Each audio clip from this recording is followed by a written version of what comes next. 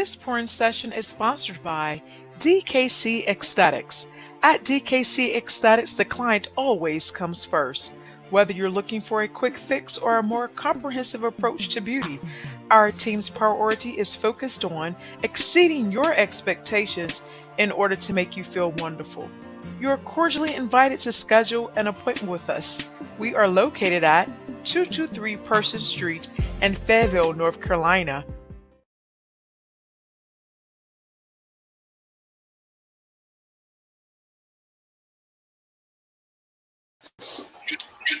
Hello, everyone. Thank you so much for joining and tuning in to this podcast entitled HR, Diversity and Inclusion. We have a phenomenal guest on tonight. But before we get started, I do have a few announcements because Lenora Porras is on the move and we have some great events that are coming up. So just to give you all an announcement in regards to this week, we do have the Lenora Porras Double Dutch event that will take place at Smith Recreation Center. And it will take place at 1 o'clock p.m. Eastern Standard Time from 1 to 4. So please bring out your little girls, young girls, teenagers out to this event. We are going to have an awesome time. So please bring them out on this Saturday. We will be serving some light refreshments on Saturday. So we're really excited for that. Also, another announcement here, just to let you guys know that I am going to be hosting a webinar next Friday at the hour of 3 o'clock p.m. entitled, Are You Ready to Strategize Your Next Career Move? The Art of Resume Building and Interviewing. So make sure that you visit my website to sign up for this free webinar. So let's get started. I am so excited to have Carrie on tonight. Hey, Carrie. Hey, Lenora. How are you? Good. How are you? I'm excited to be here with you. Well, thank you so much. Thank you so much for joining us tonight. So just to get started, tell the audience a little bit about who Carrie Neal is. Oh, wow. So, Carrie Neal. That's an interesting question. So I've been in HR for, 25 plus years. And there is no position I haven't worked with in HR. I am truly passionate about what I do. I enjoy what I do, and totally about equity and fairness within the workplace. Good. So as far as education, I received my bachelor's from Franklin University in Columbus, Ohio, and my master's from Villanova University in Pennsylvania. All right, great, Carrie. So thank you for that brief introduction. We're going to get in some great topics on tonight. But before we do, Carrie, we do have a few people that are already on and commenting. And we have Jay Dwayne Garnett. He's on and he put one love. So the introduction to the podcast on tonight is from my sister in ICD, One Love. And you can find that on my website as well. Brianna is on. Good evening, Brianna. Good evening. And Jay stated, I'm going to get a good job tonight. So, Carrie, he is ready for you to pour into him because he's ready for a good job. He stated that. And he just put my website up there. So, again, I'm going to be hosting that free webinar on next Friday at the hour of 3 o'clock p.m. Make sure that you sign up. Again, it's free. And Jay also stated new updates. Absolutely, Jay. We have some new updates. Lenora Porras is on the move.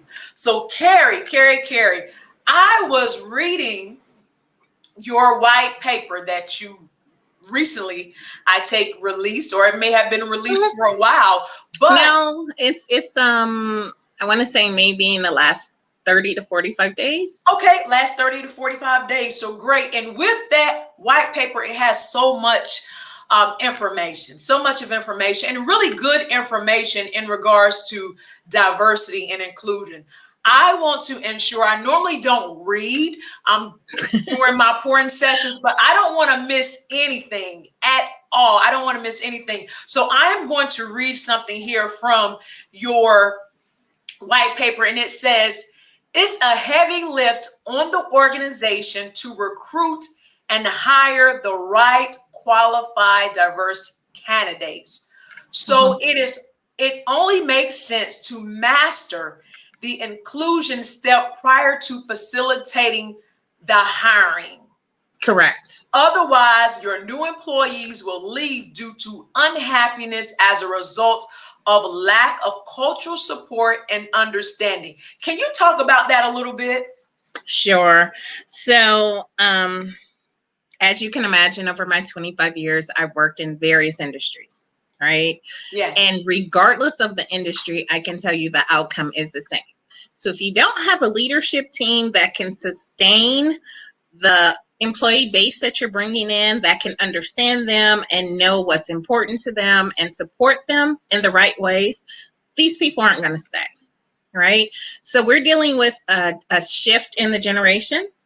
No longer do you have these individuals who are just looking for a good paying job with stability and union benefits. Those days are gone. Let me be really clear. Okay. Now, this new workforce, they want to know, okay, great. It's great you're going to give me a decent wage. But what about you as a company? What do you stand for? What do you promote? What's your social cause? And what do you believe? Do you believe in equality? Do you believe in diversity? Or are you just that status quo company that we don't care what you think and what you believe, as long as you do what we're paying you to do? This new generation is not looking for a job, so to speak, because they'll get a job, they'll take the job, and they'll leave it. And then they'll start this process all over. It does not matter to them. And I know you understand that, Lenora. Yes. Dealing with individuals who are seeking jobs. They want more than just a paycheck. Right. And so when we as leaders start looking at, okay, why is our turnover so high? Or why can't we keep that good qualified candidate pool? We need to look internally and we need to figure out what's wrong internally. Wow, that's very important. And Carrie, with you being in different organizations, how apt are leaders in regards to really looking in internally to see what the issue could possibly be? You know, I think it varies based upon what their ultimate goal is, right? Okay. I've been in some organizations where they truly do care and they're trying to figure out how to make it right. And then I've been in others where it's just the employees are considered what I would say a hamster on that hamster wheel, right? You're just going and you're going and you're going. And as long as you keep churning out, they don't care. The minute you jump off that hamster wheel, they're going to replace you with someone else, right? So their culture is more about getting the work done versus what's important to my employees. Right. Wow. That's really good feedback there, Carrie. And someone wants to know, where is this article? Where is this article? Is the white paper published? It's on my LinkedIn page. Yeah. Okay. Okay. And how can they find you on LinkedIn, Carrie? So I'm in there under Carrie Neal. Okay. And so Carrie Neal J, if you go to her LinkedIn page, she have the article that is featured there. And I have to give my hubby a shout out. He commented earlier. So wife is doing her thing. Thank you so much, honey. And Brianna was commenting on what you were stating earlier, Carrie. She said, that's right. And Danielle also stated, so true. So it's very important that leaders in the organization, I say, will take an examination to see what is it that we could possibly fix. You know, what's going on with our environment, our culture? What are we really promoting? You know, well, promoting, but then also, what am I missing? Right. Because, and I'm a huge advocate of this, and I've said it time and time again, and I will continue to repeat it. I cannot assume that I know what you want, right? What's important to me may not be important to you. So the best way for me to find out is to ask.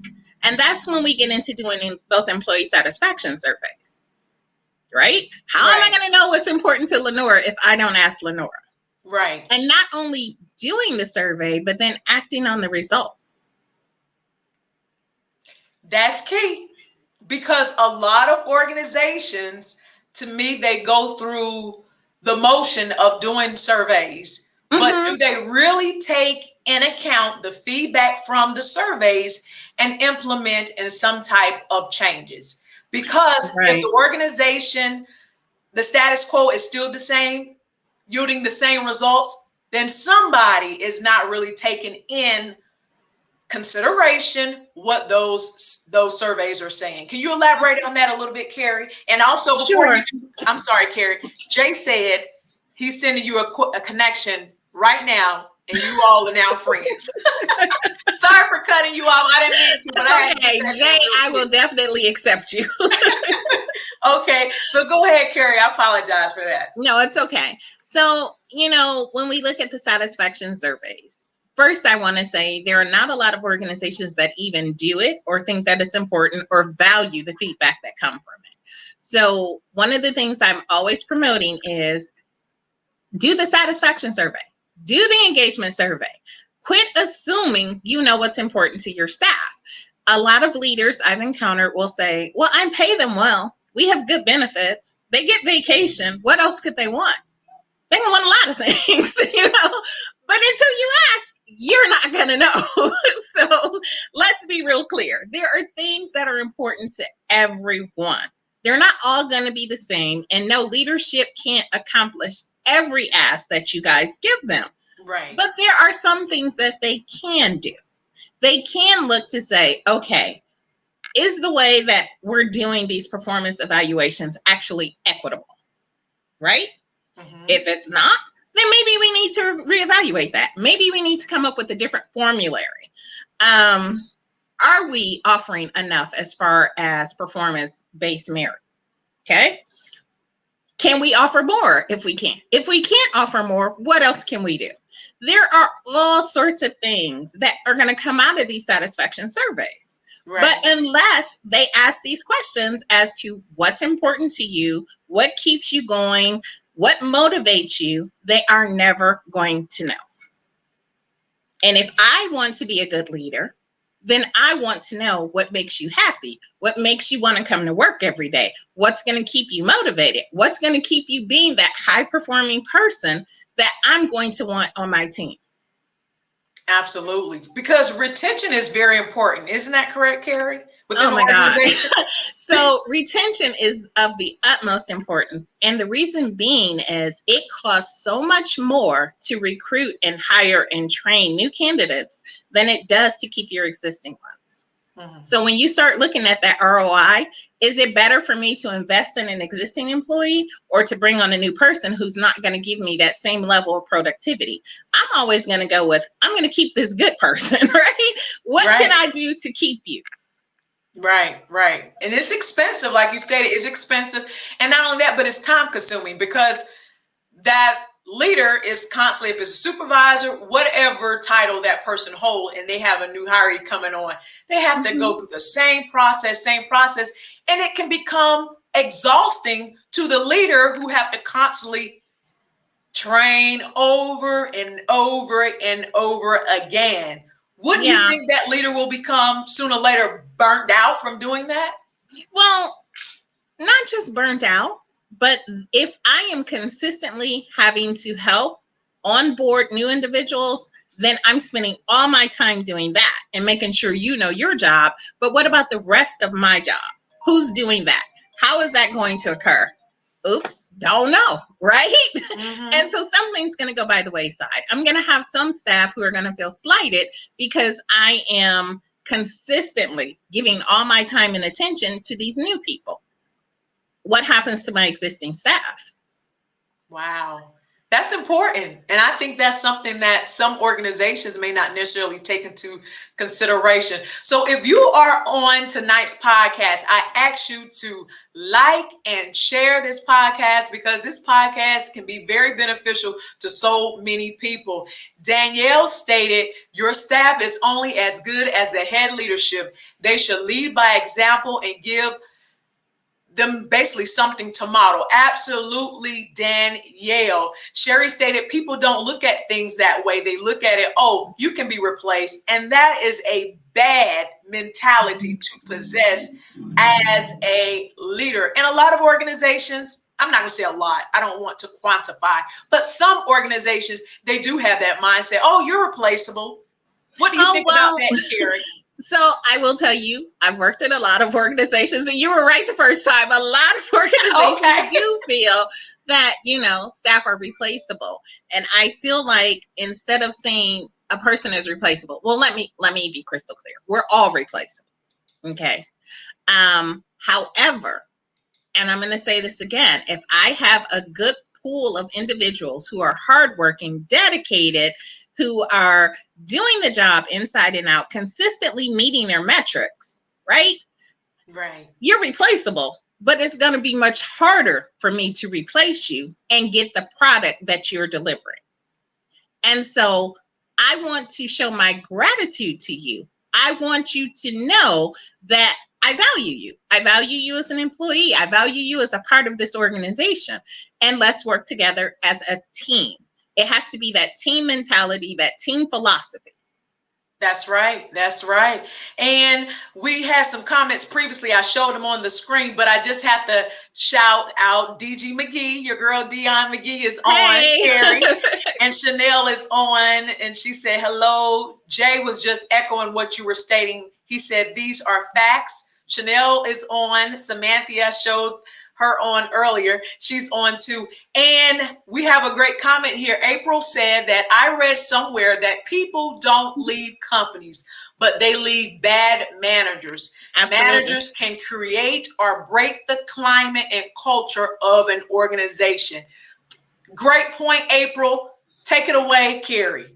That is 100% correct. When a person decides they want to leave, it's usually, and when I say usually, 98% of the time, they're not leaving because they found this great opportunity. They're leaving. Something has led them to look for that opportunity. And it's usually the culture, the climate, and the management, right? Those three things are going to create you or give you that opportunity or that mindset to say, enough. I'm not dealing with this anymore. I can go somewhere else, make more money, and be more appreciated. And that's what it comes down to. Wow, that's good. Good stuff. Good stuff. Great comment, April, and great feedback, Carrie. And Jay said, I am irreplaceable. All right, Jay, that's that confidence. Hey, nothing is wrong with that. So, Carrie, you are in for a treat when you connect with Jay on LinkedIn. I can see that. Amen. Absolutely right. And of course, my sister, she's phenomenal. She's working my page and she said, thank you everyone for tuning in. Again, thank you guys. Samantha said, yes, we leave managers. That is so true. So she's concurring to what you've already stated. So that's very, very key. And I think that managers have to make sure that they are leading by example, and not only by example, but their words need to line up with their actions. And so it goes from the top down. So, managers are like mid-level. So I'm going to say it starts with the C-suite. Exactly. Okay. C-suite will exemplify the role or the culture. They're going to embody it. They're going to build it. And then the managers are going to feed off of the C-suite, and then they're going to repeat the same to their staff. But it has to start at the top. Managers can't build a culture and then C-suite come and say, oh, well, that's not what I wanted. You know what I mean? It'll contradict. And then you're going to leave your staff thinking, okay, which direction are we going? What are we doing here? Do I follow C-suite? Do I follow my manager? So it has to parallel across the board, but it has to start at the absolute top and trickle its way down. Great point, Carrie. Now, Carrie, someone may be a novice with some of the lingo in HR. So can you just elaborate, what does the C-suite consist of? Sure. So your C-suites are going to be your CEOs, your COOs, your CFOs, your CIOs. There you go. Your executive leadership team. You got it, Jay. Those individuals, they make or break the culture. They build the structure of the organization. They define what the roles and responsibilities of the people are, and they set your goals, right? So if they say, all of my customer service representatives need to answer 30 calls in an hour, right? They're looking at metrics. They're looking at what's most competitive. What are my competitors doing on an average for this type of position? So they're the ones that are identifying this for you. So they're the ones that need to build this culture. They need to have this inclusivity. I mean, they have it amongst themselves, but they need to make sure that that middle layer, they're just as inclusive, right? Right. So your manager needs to understand that maybe, in your religion, it says you have to pray 3 times a day. So that's something that that manager needs to take back to HR, and they need to figure out how to make that happen for you. Or maybe, you know, um, maybe in your religion, you need a certain block of time off, right? To celebrate whatever it is that's important to you. That's something that your manager needs to take back to HR. You, as the employee, should have the discussion with your manager, and your manager should advocate for you to HR so that these things can happen. You shouldn't always have to go directly to HR. HR is not, and it should not be, the one that you go to hire and fire, right? That's not all we do. Right. Okay, let me be really clear. And we got that bad rap a really long time ago, and I'm trying to shake that. That's not all that we do. We are a support system. We support the employees. We support the managers. We support the C-suite. We do training and development. We are a whole body of different things. We are like the heart of the organization. Okay? Because everybody, anything that's employee related is going to come to HR. Right. Whether it's somebody's going out on sick leave, short-term disability, FMLA, maternity leave, paternity leave, you have problems with your benefits, your paycheck isn't right, HR is always the starting point for that. That's where everyone goes. Get it? And so we, as HR representatives, have to be very customer service focused, right? We have to be available to answer those questions and to assist you. But we also have to be available to say, hey, Mr. Manager, did you realize that your employee is going to be out on short-term disability? Mr. Manager says, no, I didn't. Well, why didn't you? Are you not having these conversations with your employee? Right. So again, we're advocating for that employee. We also will advocate for that manager, because when you come directly to us as an employee with a situation, our first response should be, have you had a discussion with your manager? It shouldn't be, I'm going to jump in here and fix this for you. Right. So you made a statement and you stated that HR individuals should be customer service oriented. What are some other qualifications or attributes should someone in HR or an HR team possess? They need to know the laws of the states in which, the company operates in. They need to embody empathy. That's my biggest thing. I need to care about you as if I were me, right? If I'm the one going through this and I need help, I want to go to someone who's going to care as if it was them. Right. They need to advocate and advocate effectively. They need to be able to have those very hard conversations and be able to say to you, Sarah, maybe what you did wasn't the best possible choice. Maybe you should have stated your position as X, Y, and Z instead of challenging your manager. You need to be able to differentiate between being a friend and being that advocate, because sometimes that advocate has to tell you when you're wrong, right? Right. So, and I've told everyone who I've ever worked with in HR, I cannot be your friend. I cannot go to lunch with you every day. We can't hang out after work, because if I end up having to be the person to terminate you, I'm going to do my job, but I don't want you to hate me at the end. So, there's a very delicate line that we have to balance. Right. And I think, you have to tread very lightly and very carefully. You don't want to ever give that perception that there's favoritism being shown because maybe I went to lunch with you. Good. That's good, Carrie. So we had a comment here. April said, I am fortunate enough that I'm comfortable where I'm at, but the wrong environment based on what I've seen with others can increase a person's anxiety and stress level. That's true. Yeah, that's true. Can you want to elaborate on that, Carrie? So, stress is a major thing, and it can make or break you as a person with your productivity in your job. it also hampers on your day-to-day ability to be able to do basic things such as that desire to want to get up and to go to work and to do your job. You know, I've been in environments where the stress level was so much, people were literally coming in and they would just have a meltdown. Wow. Right? Nobody wants to be in that environment. It's what I label toxic.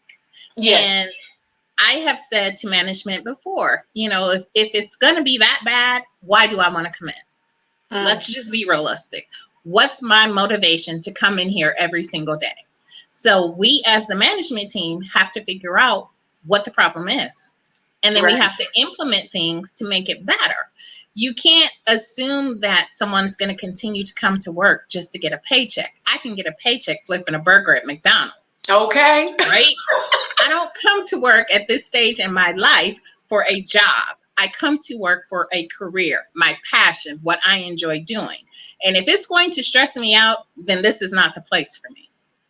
That's good. Thank you so much, Carrie. And we have another great, like a question statement here. Deanna stated, do you think an employee that comes in early, get their work done, treat everyone nice, deserve to get a low evaluation because they didn't associate with their coworkers? They just want to do their job. Whoa, Deanna. Okay, that's a loaded question. Everybody share, stop what you're doing, share this podcast. We are talking about some good stuff tonight. So I think I would need to know a little bit more about the role and what it entails. Because if the job entails collaborating with your team members and you're not collaborating with your team members, then they're going to ding you on it. Yeah. But if your job is a job and is structured as such that you can work independently and you don't need that collaboration part and you're getting your job done and you're meeting your metrics, then no, you should not be ranked low and you should have gotten, at least a meet on your objectives. All right, Deanna, you got your question there. All right. And Jay said she gave her. Okay, Jay, I don't really know how to take that.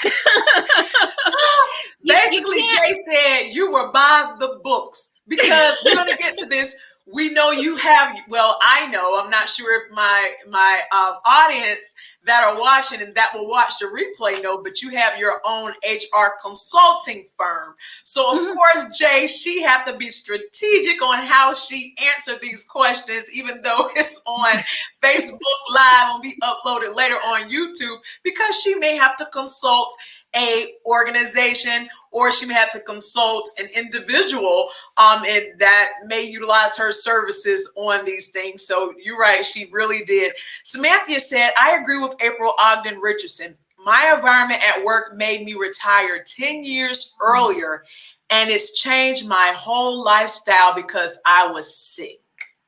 So Samantha, I will say if you had health issues,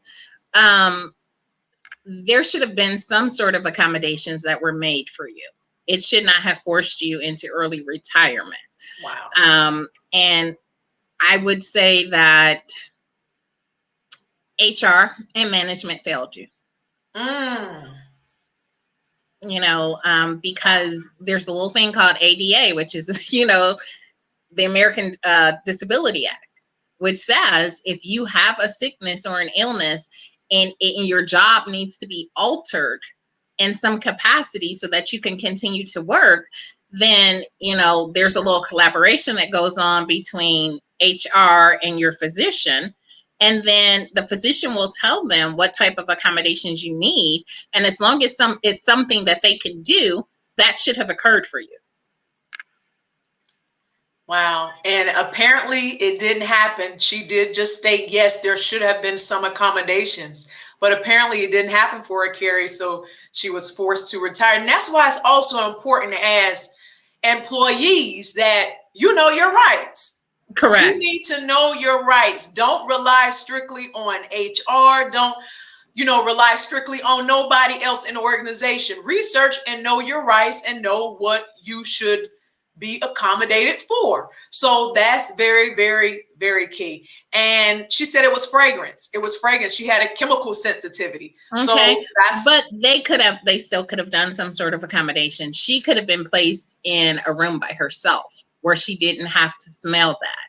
So there were some things that could have happened. And I feel that, again, HR and the management team failed her. wow. Wow. So we're sorry that happened to you, Samantha. Wow. But anyone else in that situation, Carrie just told you what you should know. And Jay stated interpersonal savviness is part of every job description and the ability to work independently.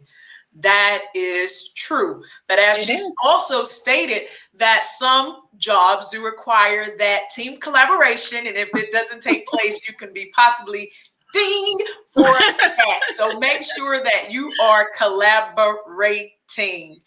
And Jay said, don't be afraid to write a letter. Absolutely. Absolutely. Yeah. So with every event, with every evaluation that you get, you have the option to put your comments and your feedback in there. So if there's something in there that you disagree with, that's your opportunity to say, I disagree with this and this is why. But when you're saying this is why, base it on facts, not on emotions. Extract the emotions, base it on pure facts. So if you have metrics and your metrics have been shared with you, but when you get your evaluation, those metrics look differently, no, that's not quite right. I'm going to go back to what you gave me, what you said I was doing. And now you're showing me something different. So I need you to explain to me where the difference is. Absolutely. You're right about that, Carrie. You're right about that. And Sherry stated, make sure you learn your job policies and know your rights. That is correct, Sherry. And Samantha also said she tried for years. And I am so sorry about that. Did you Yeah. have the assistance of your physician behind you? Because that's key to making all this work for you. Your physician has to tell the organization exactly what the accommodation is that you need. Good stuff. Thank you so much, Carrie, for that. And I have to go up. I'm coming back to yours, Jay. April said yes, and the ADA was amended and in 2008 and covers a lot more limitations and situations. It You sure does. guys, you getting so much of free information here. Make sure you take advantage of that. Would you like to elaborate on that, Carrie, with you being the HR Yeah. and knowing So policies? April is right. It was very stringent in the beginning, but then as time has evolved and new situations have arisen, there are a lot more things that have become inclusive into the ADA, right? So as Samantha, her issue with the fragrance, when ADA first came out, that would not have written. They would have said, okay, sorry, nope, you're on your own, right? But now it's a very real thing. People they're allergic to so many different things, and those allergies can put you in the hospital. It can be detrimental to you, right? Yes. So that's why I'm saying she needed the assistance of her physician. He or she really needed to advocate for her on her behalf to make them do something for her so that she still could have held her position. Other things that kind of fall under the guidelines of ADA, which are really weird. Transgender people who go through surgeries, that kind of falls under ADA now, right? So it can be considered a disability as they're going through the series of surgeries. They may need accommodations. And so physicians advocate for that. They push for that. Right now with COVID, that's kind of fallen under ADA. So as things continue to evolve, you will see that expand a whole lot.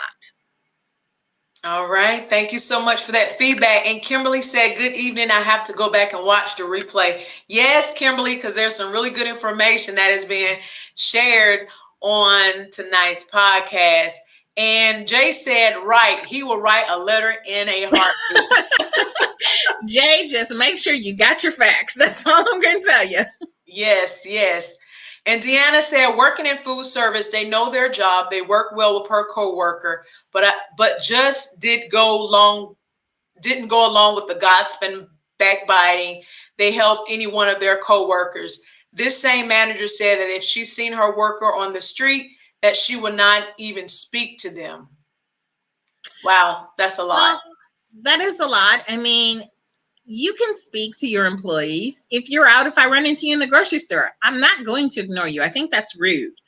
As I said, I'm just not going to go to dinner with you. I'm not going to go have drinks. I'm not going to hang with you. I'm not going to go to a pool party with you.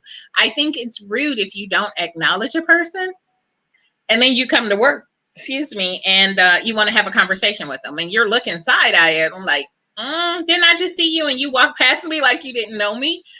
Just common courtesy, using your common sense. But no, you shouldn't be friends with those that you supervise. It makes it really hard, especially when I have to write you up. But I do need to acknowledge you. I'm still a person, and so are you. Absolutely. Absolutely. Samantha said that is key. My condition is invisible, just a bad situation. So Samantha, unfortunately, those things occurred in your life and you took a hit for it, but you're going to meet someone else that may go through something similar. So you can definitely share your story and provide them with some guidance on how they can handle their situation. Jay said, yes, ma'am, I'll write for the week. April said, can you please elaborate, excuse me, on EAP services? I have found it to be very useful for so many different reasons, and I think not enough people know about it and would love to hear your thoughts. So can you elaborate on EAP and tell the audience what EAP is? Yeah. So a lot of companies, not all, let me preface this, not all companies, but most companies have employee assistance programs that they subscribe to that are there for their employees. So whether it's you're in need of grief counseling or you're stressed out about something related to work or not related to work. If you need financial assistance, like you're looking for a financial planner, you need assistance with getting a will done. I mean, it's just across the board. They provide different services to you as an employee of that organization, and they are at no cost to you. So, like, for example, I have a friend who is going through grief counseling. So her first 7 sessions were paid for by the employer. And then anything beyond that 7, she had to absorb the cost of her copay. But she's still able to do that. They found she go to a psychologist? No, she goes to a therapist. They found a therapist for her who was in her insurance plan. They made that connection. They made her first appointment, and then she just kind of went from there. She didn't have to do all the backboning and finding the person. They made it simple for her. There was another young lady who needed assistance with, I think she was wanting to take care of her credit.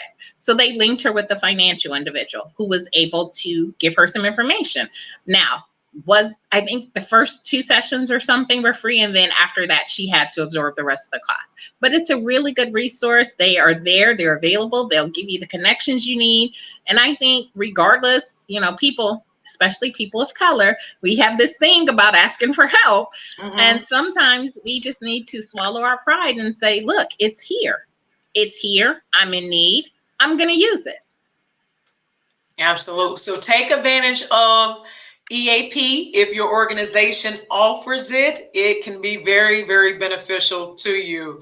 And Crystal is on. Thank you, Crystal, for joining us tonight. Deanna said, thanks to answering her question earlier. You're welcome. Carrie and Samantha said, yes. I guess what I stated earlier, she can use a story to help someone else. Sheila O'Kelly is on. She just stated interesting. Cordell is with us. He said, hey, ladies, don't mind me. I'm just getting here. I'm going to head to my seat. So that means he's taking notes. He's taking notes. So welcome and thank you so much for joining us, Cordell. Now, I want to touch on something else in this white paper that you had written. You put, just as diversity and inclusion is important to your workforce, it is also important to those whom you conduct business. Having a diverse leadership team not only benefits the workforce. Recent studies have identified that organizations that have a diverse leadership team are 33% more likely to generate better than average profits Mm-hmm. or 70% more likely to capture new markets and generate 19% more revenue from innovation than companies with below average leadership diversity. Please elaborate on that. Sure. So,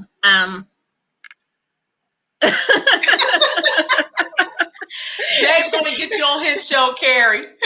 I see that. I was starting to speak and I was like, huh? Yeah. So, companies, they have sales team. That's how they generate their revenue, right? So people tend to gravitate towards what they know, right? So if I am trying to break into a new market, say I want to do more business with the Asian population, but when I get to that population, I can't speak their language. I don't know their culture. I don't know what might insult them. I don't know what they take as acceptance or rejectance. So therefore, I come in and I'm like, hey, I'm Carrie. Hey, nice.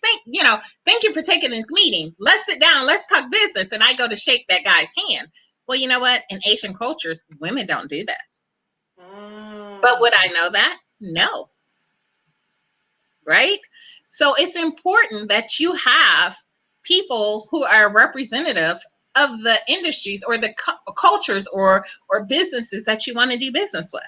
Because the last thing you want to do is an insult a potential customer, right? Am I going to come back to you if I felt insulted? Regardless of how good your product is, if you insult me, I'm not doing business with you. So you need to take that into consideration when you start talking about the market you're going to go after. Right? Am I going to send a woman over to Asia or to Japan to represent my company, knowing that the leaders of those organizations are men?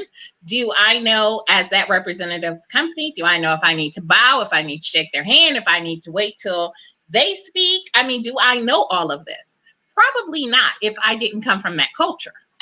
So that's really important. You have to have a team that's representative of what it is you're trying to do. That's important. And some people had just stated, wow, you said a mouthful, wow, and wow, great statistics on what I just read. Carrie, that's very important. And I think a lot of people don't realize that. And that's why diversity is so key. Mm-hmm.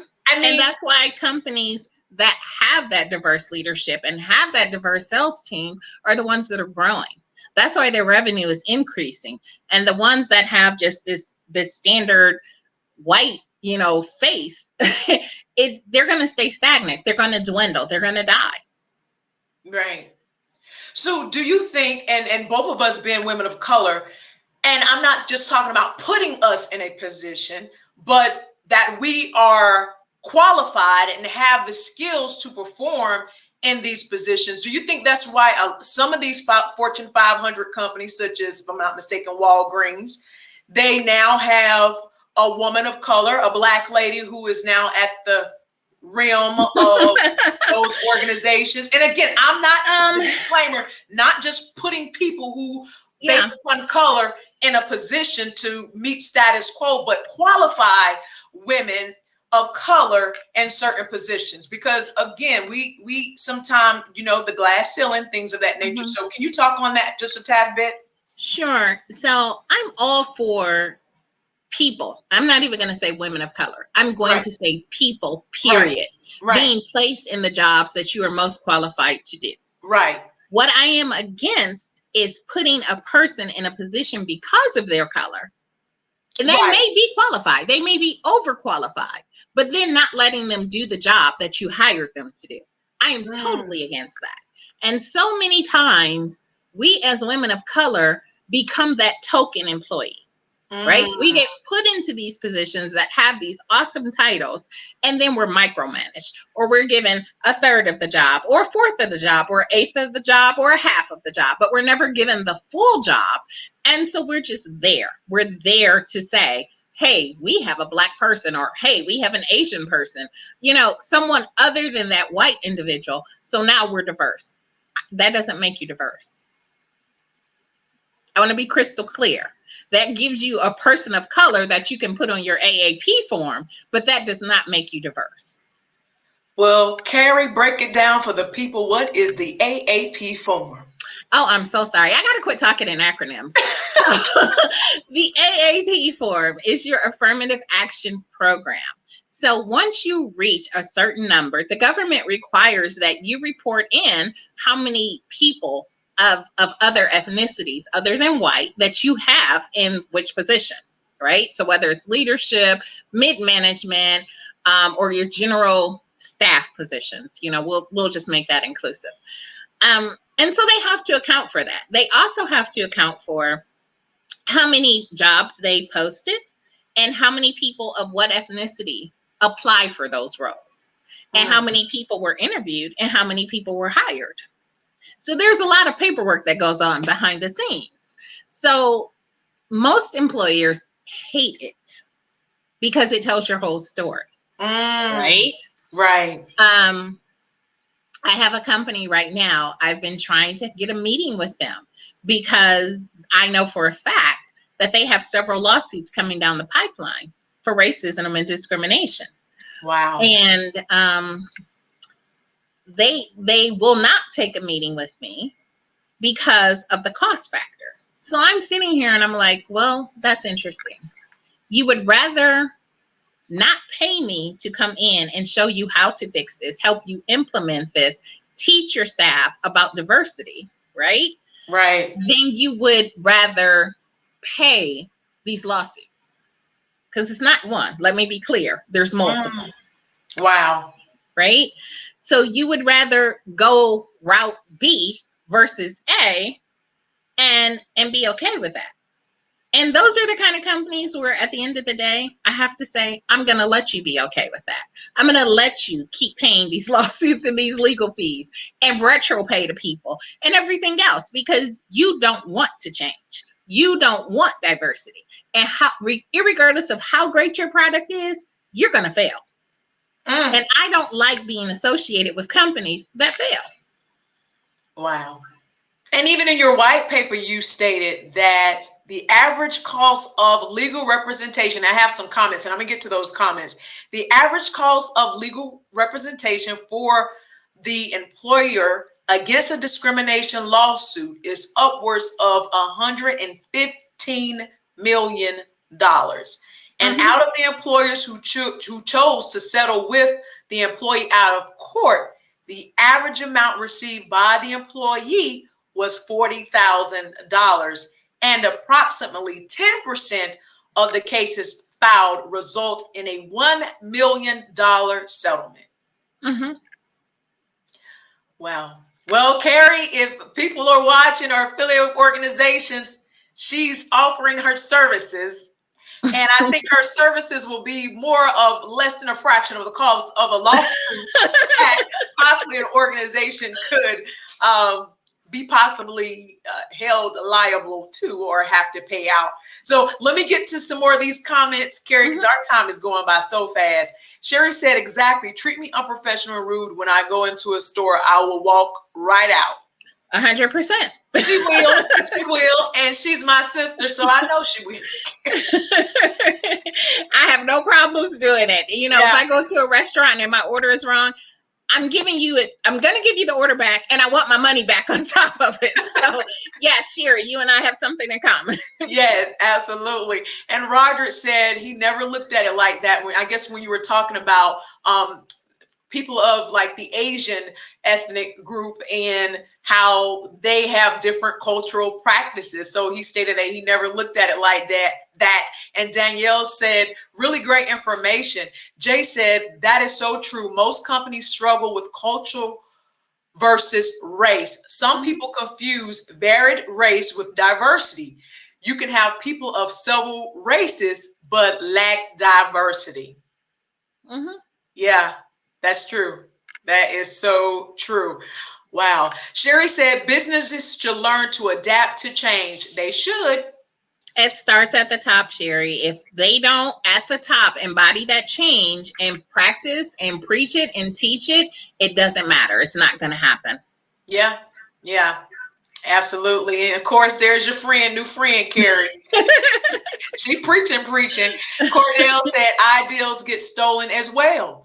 They do. They do. And I've been in situations, oh my gosh, where people have gotten promoted off of other people's ideas that they've stolen and they presented as their own.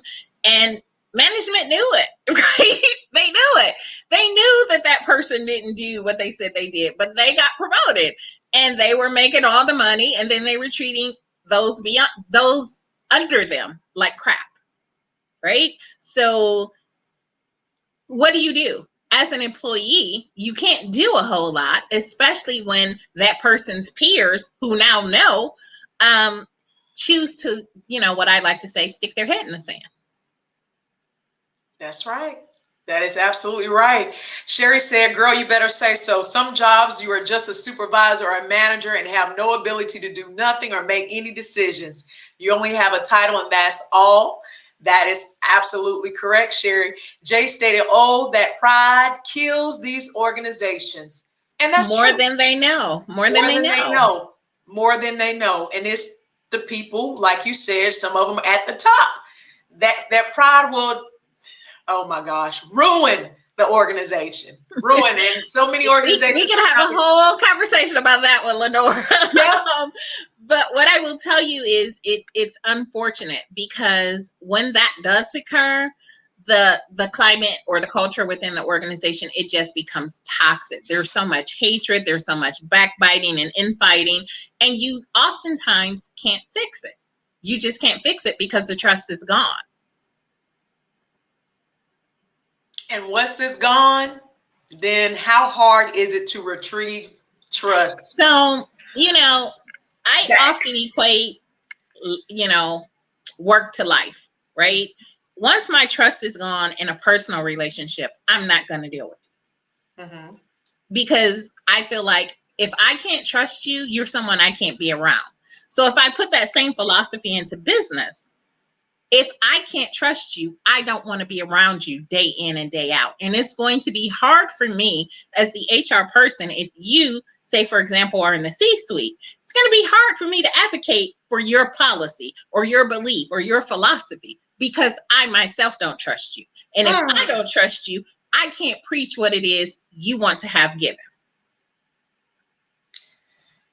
I got to take a sip.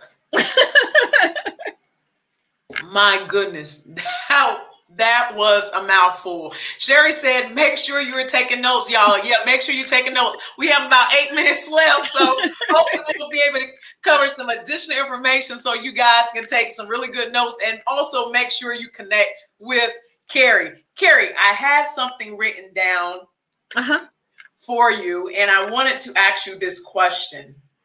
Have you ever been labeled as being aggressive in different roles that you have operated in organizations? Have you ever been labeled as aggressive because you may have spoken up on a situation or voiced your opinion when oftentimes you probably was in silo and didn't necessarily say much?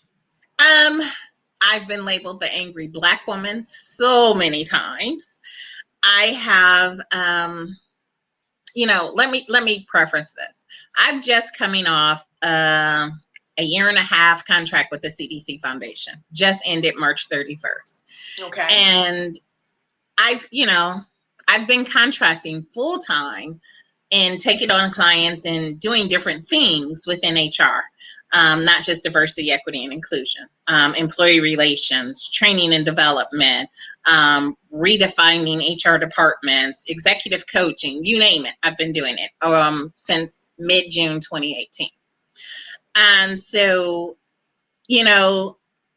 I'm a very by the books person because the law is your friend, right? And my business law coach at Villanova, the very first thing he ever said to me, he said, you know your stuff and you're always going to go back to the law. He said, but sometimes you go back to the law too much. So he was like, people don't like that. And I said, no, they may not like it, but knowing the law is going to be your saving grace. That's my thing. Because if you don't know the law, then I can tell you the sky is pink and ORC blah blah blah blah blah says it is, so you have to accept that, right? Right. So it's up to you to do your due diligence to make sure that whatever I say to you is correct. So I have had people throughout my time as an employer and throughout my time being a business owner and doing consulting who have not liked the fact that I'm very matter of fact, right? Right. Sometimes there's wiggle room, there's a gray area, but for the most part with me, there's not, right? Right. You contracted with me to do X, Y, and Z. And 9 times out of 10, it involves some portion of the law, and I'm going to follow the letter of the law to the T. Bottom line, because I'm not going to get myself in trouble and put my business in jeopardy, and neither will I do that for your business, right? When I'm done with our project, I want you to want me to come back. Right. Whether or not I choose to come back is my choice, but I want for you to want me to come back because of the job that I did for you. Right. And just because you took that stance, you follow the letter of the law, you're not matter of fact, you get labeled with the angry Black woman. I have been. I definitely have been, or somebody who's what was the one term that the one guy used? Aggressive, trying to make my mark on the world. And that's not it. That's not it at all. I'm going to follow the law. That's just who I am. Right. Absolutely. So Sherry stated some of the younger generation ain't about the 401k or stability or longevity with jobs. They were more like, okay, if I don't like what I'm doing and you can't work with me, deuces, I'm out. That's true, Sherry. 100%. And actually, Carrie alludes to that in her white paper. She alludes to that. The generation, you put the millennials and generation, Gen Z. Gen Z, they are looking for more, just not a salary. If they don't see that culture, and other things that are important to them, they're in and out. I mean, they change jobs, like they change. I have a 22-year-old. I have a 22-year-old, and she will tell you, I don't like this. I'm not going back. And I'm like, whoa, wait a minute. And she's like, Mom, I said, okay, listen. It's going to be better for you to become a self-employed person and to build your own business. Still keeping in mind, you're going to have to deal with people because that's how you're going to make your money. But it's easier for you when you don't like a process or a policy. At least within your business, you can change it. Within someone else's business, you don't have that voice. You don't have that opinion. And sometimes speaking up will get you a pink paper, right? You're going to get escorted right out that door. And will. Yes. Yes, absolutely. DG said ABW. Here, what does that? DG. No. DG, what does that mean? Hopefully she'll come back and elaborate on that because I don't know what the acronym means there. Sherry said great information, and also she put here, know the law. That's very important. Crystal said, awesome. You know your stuff. She does, honey. So if you're working with a company, Crystal, or you know of companies that they are not doing right, send them to Carrie. She'll make sure they get straight real fast. And Jay said them things transferable anyway. I don't know exactly.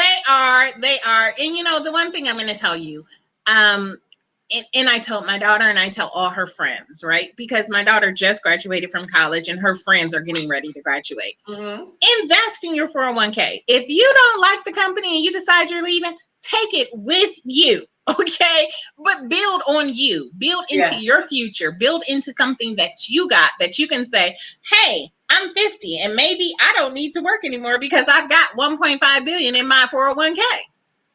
Okay, don't do like, the traditional people and they wait till their 30s and 40s to start investing in their 401k. And by the time they retire, they barely got $1 million. If that. True. Absolutely. Well, Carrie, we are almost we are at out of time. Time went by so fast, right? It did. It really did. So At the end of the show, I always allow the guests to pour into those who are watching live and those who will watch the replay by giving them a pouring challenge. What will your pouring challenge be? Within the HR spectrum, you can speak a pouring challenge on an individual, person to person, or a pouring challenge. I'm not going to say or, I'm going to say and a pouring challenge to someone who may have an organization that may watch lately. What would you tell them? Just spill some knowledge. You gave us plenty of knowledge, but just spill some additional information real quick. From a personal perspective, I would challenge you all to be the you that you want to see, right? If there are areas within your life, whether it's personal or professional, that you're struggling with, figure it out. If you need to get some assistance, get that assistance, but be the best you can be. If you know you're lacking, you're deficient, and you want to go from the role that you're in to a supervisory job, what's it going to take for you to get there? Have that conversation, figure it out, put a game plan in place, and go for it. From a business perspective, if your organization is not going the direction that you want it to go, if you are trying to institute cultural change or cultural awareness or diversity, equity, and inclusion, I challenge you to take a look at where your organization is now and where you want it to be. And if you feel that you can't get there on your own, I welcome you to contact me. I'm happy to have those discussions and help you implement things to get you where you want to be. That's good, Carrie. And Carrie, I just received a message from my COO, which is my sister, and she inboxed me and messaged me and said, "This is a good show. We need to stay on for a few additional minutes." So, with that being stated, I am going to give us just a little bit more time to talk, because she sent this message, and I don't want to get in trouble with my COO. I really do. I value her input in my organization with Lenora Poor. So I think I better take her lead. Her advice. Yeah, no, so, women, listen, that's key. It is. It's key. See, right? You have to take guidance from someone else, even though you may be at the rim of something, but still. So listen, in my company, I have to be open and receptive to feedback, right? Yeah. Because I look at things one way, but someone else might see something I'm missing. Right. So if I'm only focused and concerned on what I think and what I feel, I might miss $20 million rolling down the street because I didn't listen. So yes, you do have to take others' thoughts and viewpoints into consideration. Yeah, that's true. That's true. And someone said they just told their daughter about this page, so hopefully the daughter will be tuning in. So I'm going to touch on something else in your white paper then, okay? It says the bottom line. That's the title for this particular section. It said, diversity and inclusion is no longer a choice of business. Excuse me, let me read that again. Diversity and inclusion is no longer a choice for businesses if you want to sustain your talent, your customers, your competitive advantage, and your bottom line. The workforce has transitioned in its makeup. What they value and want out of an employer is no longer just a good salary. And I think Sherry alluded to that earlier.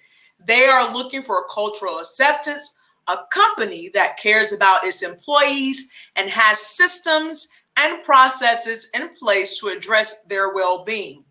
A safe yet inclusive work environment. So what are some of these systems that you're referencing? So when we speak of systems, we look at things like, let me start from the top. We're going to look at, do I have, like, for example, is there room I can go and I can breastfeed in, right? Do we have a system in place for that? Because lots of women do breastfeed. It's really common now. It didn't used to be as common. We used to think, oh, I'm not doing that. Lots of women do it. But is there a safe place I can go and I can breastfeed without worrying about my male counterparts looking at me, right? Without someone barging in and out? Is this room exclusively for breastfeeding moms? Where am I going to store this milk? Is this going to be okay? Can I put my machine here? Do I have to worry about transporting it back and forth? And oh, by the way, have you allotted time for me to be able to do this? Or do I have to utilize my break? Because my break's only 15 minutes. And by the time I transport this breast pump machine over here, sit down, get it hooked up, my 15 minutes is up. So systems. Did I put processes and systems in place to be able to allot for that? And now let's flip it over to something where, men don't really care about breast pumps, right? So now let's look at something for men. Say I have, trying to think of something that would apply to them. Maybe I have, I don't know, the first thing off the top of my head, because I deal with a lot of Muslim men, it's really important for them to be able to have that safe place to be able to pray in private, right? Do I have something in play for that? Have I allocated for that? Have I thought about that? And when I do have a Muslim individual that comes in and asks for that, am I brushing them off, or am I trying to help them address that particular situation? Because it's not an issue and it's not a problem. It's a situation. And I need to not look at it like it's a problem, but help them to figure out how we're going to make this work for them. Right? And do I have a spot big enough for all the individuals that need to do this prayer? And is it quiet space? Is it out of the rest of, common areas? So just different things like that. Acceptance of a person's culture. And that's where 9 times out of 10, 90% of these organizations are lacking. Because I don't know your culture. I haven't taken the time to learn your culture. So therefore, I don't care. Because Carrie, it's not a part of me. So Carrie, who in the organization, or what group of people in the organization should be versed in these various cultures? So, HR should take on the challenge of starting that, but then they need to pull in different individuals from within the organization to help teach about their culture, because you're not just teaching HR, you're not just teaching your manager, you're teaching your peers as well. Because your peers can discriminate against you because they don't know or understand your culture. That's true. So with that being stated, how important is it for people that are around you, maybe your coworkers, to be sensitive with the different words that they may be using or transacting across maybe different social media platforms or in emails? Talk about that cultural sensitivity there. Sure. So, it used to be we had to be concerned of white people versus Black people, and that's not the case anymore, right? I think as a whole, when we're having conversations, whether it's at work or even at home or with your friends, we need to be cognizant of who is around us and may be able to hear what it is we're speaking about, right? Because just because I'm having a conversation with you, Lenora, doesn't mean that there aren't other people who are in close proximity and can't hear what we're saying. And I may not be aware of that, or I may not be paying attention. And if I made a derogatory comment about another race, then one of those other people might get really offended. Just as we, as people of color, get offended when white people make comments, right? Right. We have to take that into consideration. We can't always point a finger and not realize that there are fingers pointing back at us. So we've got to change our mindset. We've got to think, okay, and this is why I tell my kids all the time, before you open your mouth, I want you to stop. Think about what you're going to say and then go ahead and speak it, right? But if you don't take the time to think about what's going to come out of your mouth and it's something offensive, I might hit you in your mouth. Okay?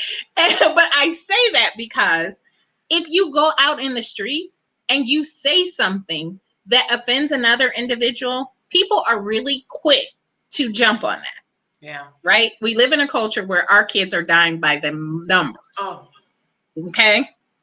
And it's sad, but we Black people are the only ones that have to have conversations with our young people about what to do to come back home to me tonight. Right. Right? You have to walk this way, can't put your hoodie on, make sure your jeans are pulled up, make sure you got a belt on, make sure you speak very loudly, but you're not yelling, right? You're not speaking low. You got your hands up. There are like 5 million instructions I have to give you. And we are the only culture that has to do this. Right. The only one. And what I tell everybody, racism is not something that you're born with. No. It is something that is taught, and it's taught at a very early age. Even before these kids go off to preschool, it is taught. Yes. Right? So this is a mind shift. And racism leads back to this whole diversity, equity, and inclusion. Because as long as you have these people who are in power, who think the way that they think and feel the way that they feel and don't care about everyone else, we're stuck on this hamster wheel. That's true. And I know there's people who want it to go away, but it's not going to go away. This topic it doesn't go away until those that are in power understand that they need us to exist. They're not here on this planet alone. And I don't care how many businesses you own, those businesses will not keep moving without us. That is so true. That's so true. So not too long ago, a young lady was talking to me about code switching. Can you talk about that a little bit? And have you? I cannot. That is kind of taboo to me. Okay. So that's fine. Only because there are so many, how do I want to word this? That can be taken wrong. It can be taken wrong. And if a person doesn't understand it, it can be really offensive. Okay. So I choose to back off of that topic. That's fine. It's because I've had to have these conversations with my kids, and it's like, oh, that's a touchy subject. I can't go there.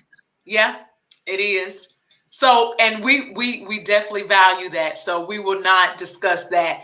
And April said, yes, it is all taught at an early age.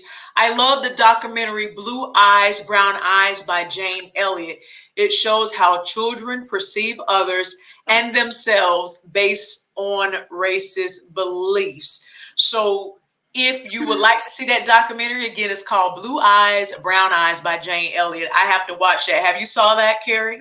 I haven't, but I have my real life experiences with this. When my daughter was 5 years old, she went to a really diverse school.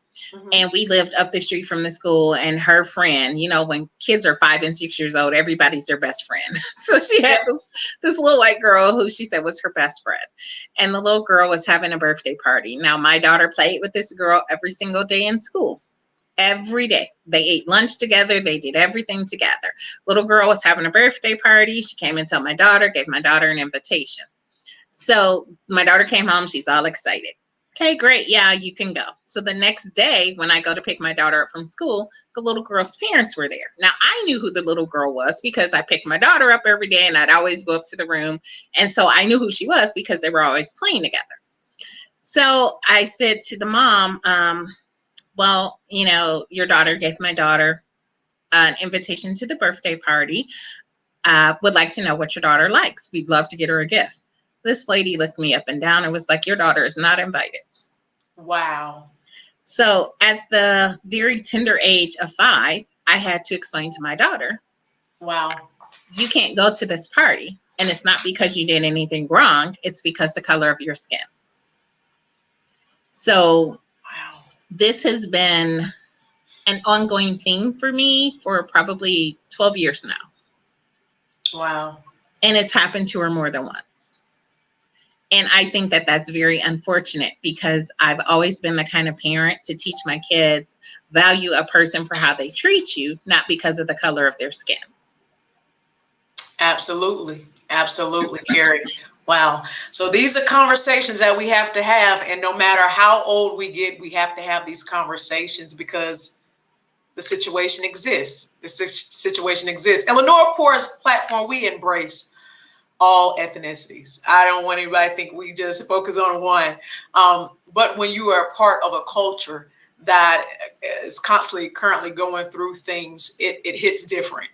It Really does. does. It And hits it different. stings differently as well, too. It does. It does. It You does. know, Yeah. when You I'm know, having to explain to people that, it's microaggressive when you comment on how I should wear my hair when I'm going to meet a client because of how that client may or may not view me. mhm. I'm thinking to myself, well, you know what? They're not hiring me for the way my hair looks. Let me be real clear. They're Mhm. hiring me for the knowledge that I have, the skill set that I have, and what I'm able to do for their business. Right. So if my wearing my hair natural is offensive to them, then that's probably not a client that I want anyway. Yeah. Yeah. Because I used to always slick mine back in a ponytail when I went on interviews. I would always slick it back because they're like, well, you don't want to have your hair, untamed. I didn't view my hair as being untamed, but it was very ethnic. So yeah, wow. But it's okay. That's okay, April. We were able to get it out. Apologies for the spelling error using Siri for dictation. That's okay. And April, I hope she doesn't mind me saying this. April is a colleague of mine. This girl is phenomenal. I'm gonna have to get her on the show.